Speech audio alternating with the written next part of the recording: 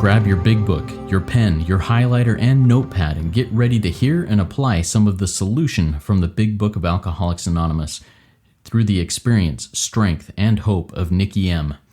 To have a question addressed in a future episode of Noodle It Out with Nikki, please send an email to noodlewithnikki@gmail.com, and Nikki is spelled with 2 Ks.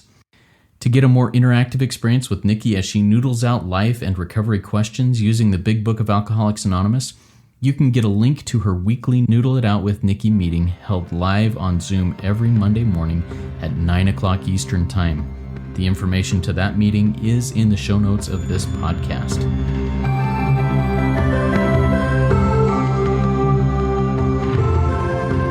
God morning, God afternoon, and God evening to all. My name is Justin B., and I'm a son of an all-powerful and all-loving God and a qualifying addict of multiple fellowships, living in the miracle of recovery one day at a time.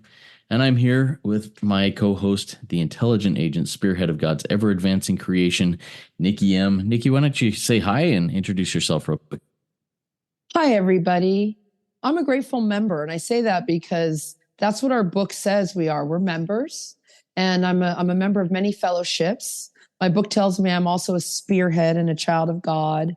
And I'm just really coming in, entering praise and thanks just for this program. I want to thank my lineage, which is Bill W. and Dr. Bob, for just starting this whole thing, and my magic book, which led me right to you, Justin. Miracles. Thank you. Thank you, Nikki. Hey, so here's just a little bit about RICO 12. We are a family of recovery resources. Among those are the weekly speaker meeting that we record live every Friday, and it's released on podcast every Friday, called RICO 12 Speaker Meeting. And then we also have, in addition to the Noodle It Out with Nikki podcast that we release every Tuesday, a big book roundtable where Nikki, David G, and I sit around a virtual roundtable and go line by line through the big book of Alcoholics Anonymous. And right now we're getting close to finishing up chapter 5, how it works, but we are in the heavy, good stuff. So if you are looking for some insights into that, go check out that resource also. In this podcast, the Noodle It Out with Nikki podcast, we bring real life questions, experiences, struggles, victories, everything that happen in our lives surrounding recovery, and bring them to the big book. And Nikki helps us noodle through the big book to see, the solution, to see blind spots that may be in our lives as we do that the big book can point out.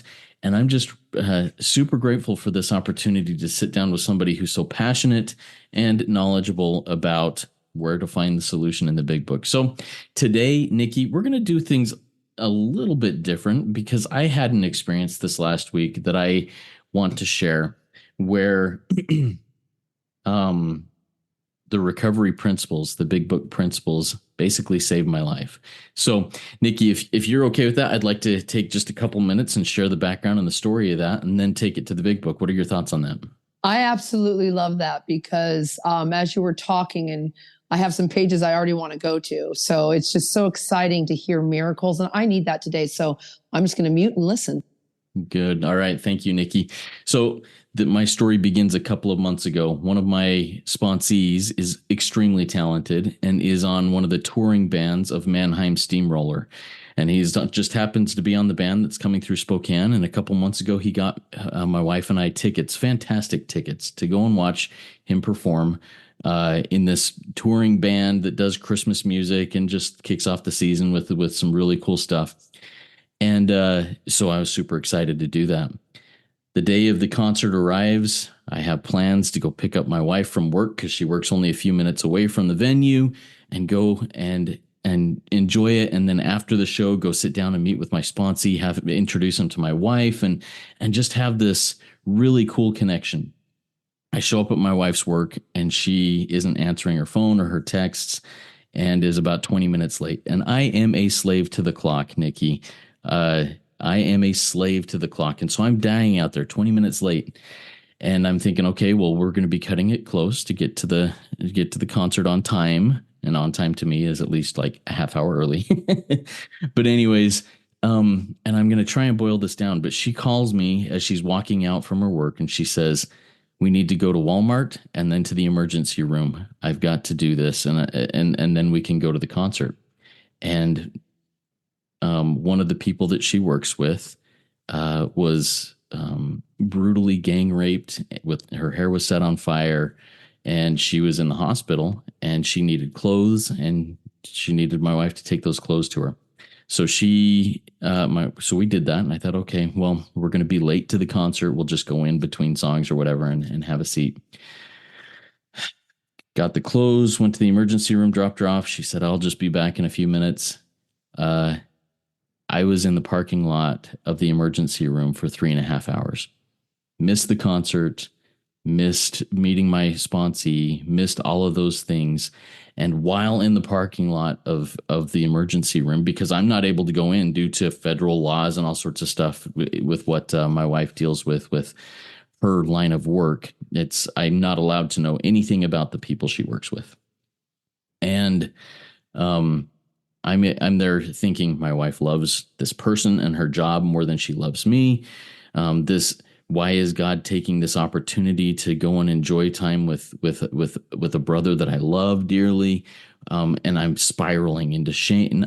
Well, shame came also. I'm spiraling into victim thinking. And then all of a sudden I think, who am I to think that I'm more important than this woman who just had one of the most traumatic things that could ever happen to anybody happen to them?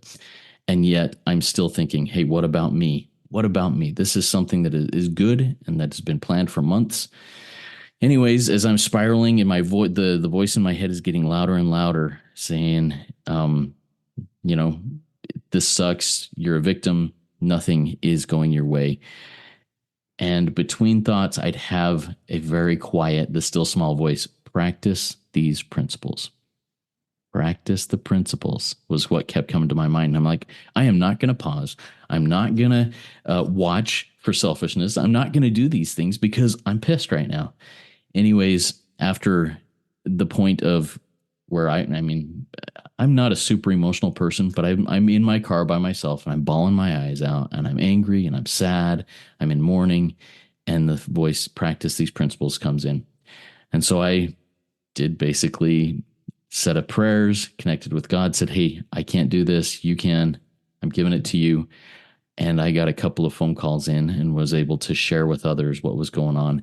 And by the time my wife finally came out at like 10:30, 10:45, and she said, I'm so sorry. I said, you know what? It's okay. I'm very sad. I'm still sad. But you were doing what God needed you to do. And what God needed you to do is more important than what I thought God wanted me to do. So miracles, sadness, victories, whatever. Nikki, what are your thoughts and what does the big book say about this type of thing? Wow. It says, well, I just want to share my experience drinking hope for 1 second is everybody, I'm twinning with Justin. Like he's a man and I'm a woman. Let's just start there. And when I heard you say like timing, yesterday I was stuck in traffic. I was supposed to meet someone at 4 at my house, 4:20 when I got home. I was paralyzed for 20 minutes in that car. Couldn't speak to my friend. Like that feeling.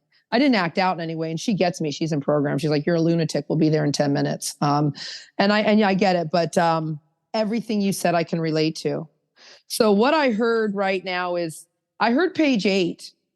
I heard how dark it is before the dawn. This is where we went to. And I know that frustrates me. It's like, and it's not, listen, I'm in menopause. I know that burning up feeling. This is different than menopause. This is that fire inside of you, no escape. Where do I turn to? You just don't even know what to do. Okay. Now, normally in that situation, Nikki acts out. I recently just did that. I didn't do what you did. So I'm grateful to hear this experience because God has me in a deep pause. So everybody, page 8, how dark it is before the dawn.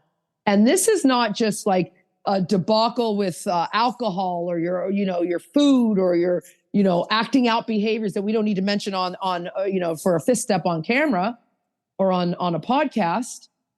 This is just an emotional dark, your expectations, everything. I have everything set up perfectly in my mind, my plans and designs.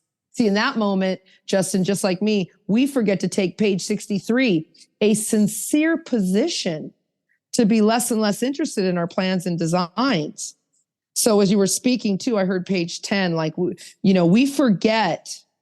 And this is what we have. See, it's all about forgetting because these instants come in so quick. This is quick. If you've ever seen The Matrix, it's when Keanu Reeves is like, Justin, he's dodging those bullets. Those are those thoughts. And I used to be able to bend more because I used to be a dancer. Now I'm like, I can barely touch my toes, but I got to bend away from those thoughts that are coming, dodging them.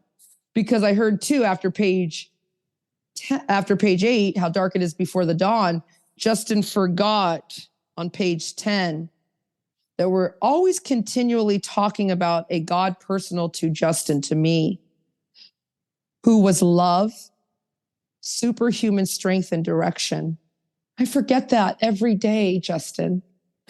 I just want my second chance right now. I'm in a dark spot because I didn't do what you did in those 3 hours that you had to sit and get to God and do those things. Oh, well, I did weird things. I called the wrong people and got into hysterical thinking. Page 70. I got into hysterical thinking and hysterical advice. I didn't say, let me practice these principles. Step 12.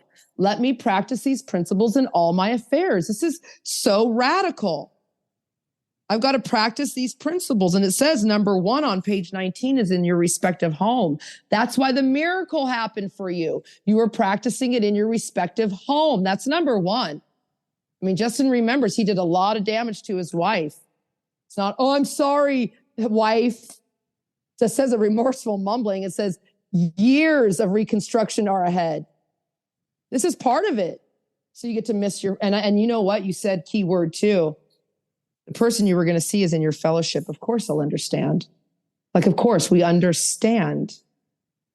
We understand. And normally it says if we're spiritually fit, what page is that? If we're spiritually fit, we're unaffected. We tell those parts, I think it's 74, 75, those parts of our story.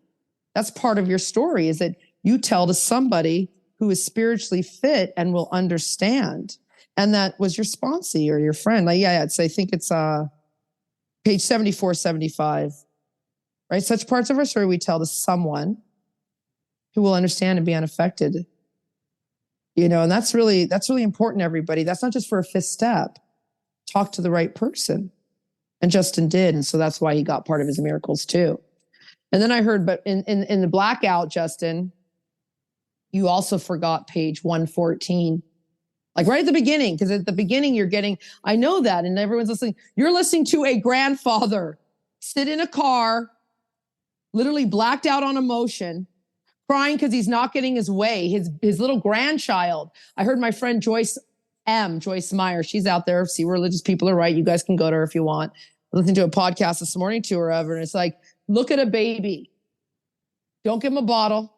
Their panties or their little diapers, their Pampers are wet, and they're crying hysterically because they need their password. That's what's happening to us in that moment, Justin. And I know it. And I'm so grateful that you came on here honestly, sharing I can see it. You're in the car, you're heating up, you can't go anywhere because you got to be there for your wife. Like, you can't leave, you can't do anything. You're just sitting there. That's it. That's the pause, everybody. Page 87, you pause when you're agitated or doubtful. Page 119 says, when a resentful thought comes, when any thought other than a God thought comes, you are to pause. And it says, count your blessings. And Justin and I, he knows I talk about the 4 obsessions. You have to obsess about your blessings. Why? The book says you have an obsessive mind. You have to obsess about something. And you're obsessing right in that moment, not getting your way, the shame and the guilt, not showing up for your friend, and Justin, you and I are like that. When we make a commitment, we make a commitment. Some people go, hey, are you still, like this weekend I spoke at 2 meetings, and I never do at night. I want to be a grandma, but I'm a fake grandma to your baby. And so, I don't stay up late. And this was at like 9 p.m. Toronto time, because it was a 6 p.m. meeting on your time zone in LA, in California. And I don't do good after 5 o'clock. Because I'm up early sharing this message, right? And so I had to like really just stop doing the things I want to do. Step 6, get willing to stop doing what I want to do and start doing the things I don't want to do. And I had to pause, count I mean, this is crazy. This is not easy. So I heard why did this Justin get there? Everybody, not because Justin's a bad husband, not because he's a 2-year-old baby, but because page 62, Justin is so selfish and self-centered. And Justin's driven. And so is Nikki. If I say Justin, I mean, it's me, Justin B. And I love, talking about our podcast with our good old David G. He's selfish and self-centered. You won't mind me saying that. We're all there. We're all living there. And we're driven. Especially in these moments, Justin. See, this takes a long time to get a new belief system. I think I was taking this to page 114 where it says, the power of God runs deep. And we forget that. We forget, like I said on page 10, it takes a second to forget that God it's a personal God here, you guys. We're not in your church. Let's get deep here. We're not in wherever you go, your mosque. We're not in your temples. We're not on a yoga mat. We are literally in a one-on-one deep meeting of God every day. That is love, superhuman strength and direction. Wow. I forget this too, because I'm driven. And I forget page 118. That alcoholism, the disease of alcoholism, and our friends, God, everybody, we love Justin B because he is such a rad example of alcoholism. He's never had a drink. Like my pastor, he's one too, Justin, him and his wife, Salvation Army, they've never had a drink. And I've seen self-will because no one's perfect. Literally. So it's so rad to watch. And so Justin said, here's the miracle. He remembered to practice these principles in all my affairs, all. He remembered page 19 and our respective homes, our occupations, and our affairs. And Justin, you're really good.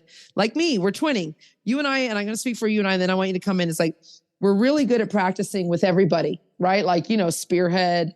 You show up, I see you, like you are like Mr. Nice Guy. If you guys saw this guy, he's like Mr. America. And it's like, I don't mean Arnold Schwarzenegger, everybody. I mean, and he's just like this good American dude, like the American boy. Someone writes a song about that. And you're really good in your occupation. I can imagine, Justin, you're really tolerant with your employees and your bosses and, but at home, maybe with your wife or maybe with one of your children. You see, like the people, I can tell you right now, everybody listening, I'm really good, but with the man I love and with my son, I'm better with my daughter and with my mother. I know she's real sick because of our past and her past, but I will be so hard. And that's not what it says. I will be so hard on the man I love. I'm not practicing these principles on page 19 in my respective home, Justin. And maybe I'll be selective and remember on page, let me see if I can find it and I want to get to your thoughts. Oh God, I think it's on page 76. It says the rule is we must be hard on ourselves, but always considerate of others. Wow, I forget that rule. See, there's not a lot of rules. Let me look at my big book because I have 2 working documents I work off. They're all big book. But it really says like we must be hard on, and that's not self-loathing, Justin. I'm going to find that while you come in here with some thoughts, exactly what page it's on. Yeah, thank you, Nikki, for walking through this because, I mean, even when I had the realization that and the acceptance that what was going on was exactly how God needed it to go on, practicing acceptance, 417, 420, those pages there. I was still very sad and still had a lot of guilt and that I didn't get to meet up with my sponsee, my friend in recovery.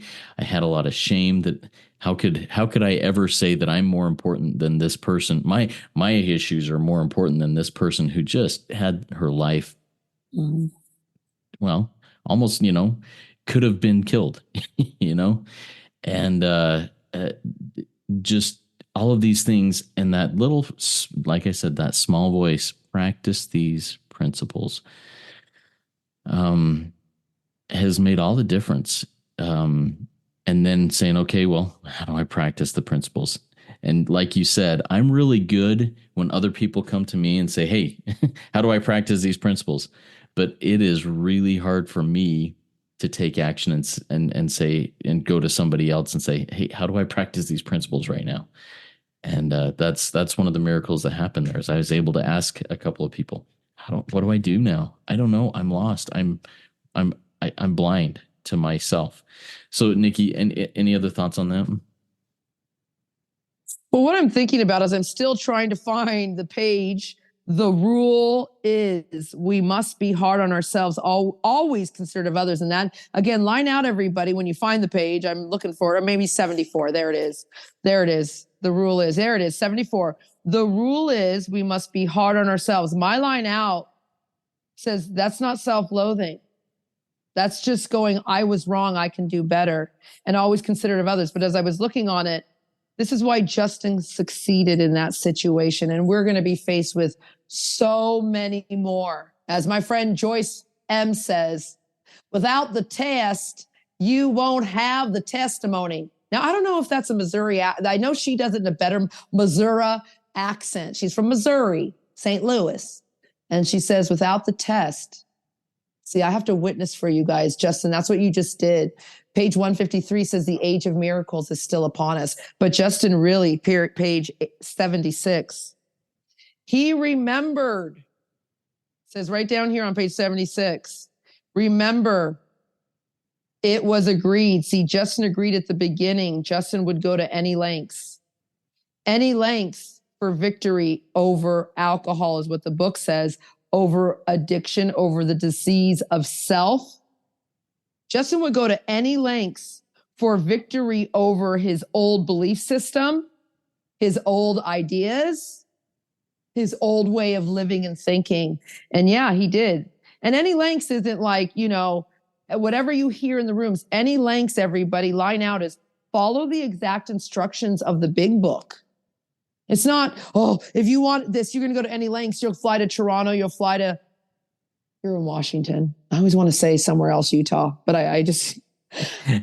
Nope, Spokane, Washington. Spokane. You don't have to go to Spokane, Washington and sit next to Justin and no, you have to follow the instructions. And that's what Justin did to the best of his ability. So there are miracles waiting for us. And Justin, thank you for reminding me and getting so vulnerable here. That's what we do. We share our experience, strength, and hope. And page 29, I want to end here as you close this out. Don't forget your 7th, everybody. Please, we want to keep RICO 12 alive for your grandchildren, for your children. Let's get this platform to stay around forever. Because I'm waking up to a lot of messages, Justin, going like, finally, after years of sitting here, see, hard work pays off. Justin also got the miracle because he didn't leave the rooms. He stayed here. He towed the line, page 275. But I'm taking us to 29, where this is what this is about. It's about establishing a relationship with God. And so that's why you're seeing miracles, Justin. Man, I'm inspired. Everybody, the principle on step 2, hope. Justin gave me hope today. And I hope all of you are getting hope out there, Justin, or people listening. Justin, close us out because I'm really high on that God dope that can happen for you. It can happen for me. I can recoil from anger, from fear like a hot flame and just look up after 3 hours and go, I'm sad, but it's okay. I'm sad, but it's okay. Thank you. Yeah. And Nikki, thank you so much for helping me see this from a whole bunch of different angles because, the practicing these principles was pretty blind spotted down, tunnel vision into step 10 work, which is vital, which is important, into acceptance. But there's so many different ways of looking at that. And everybody, if this miracle and this ability to step back eventually from this and accept it can happen with me, it can happen with anyone because, man, I am as selfish and self-centered as they come. And if it's not working out for me, I can throw a tantrum just like what we talked about, in my dirty diaper, screaming for my pacifier. But with God, God does for me that which I cannot do for myself. And God will do for you that which you cannot do for yourself as you learn to rely on God. Everybody keep coming back because this is a beautiful way of life. It's an amazing way of living, and you are definitely worth it.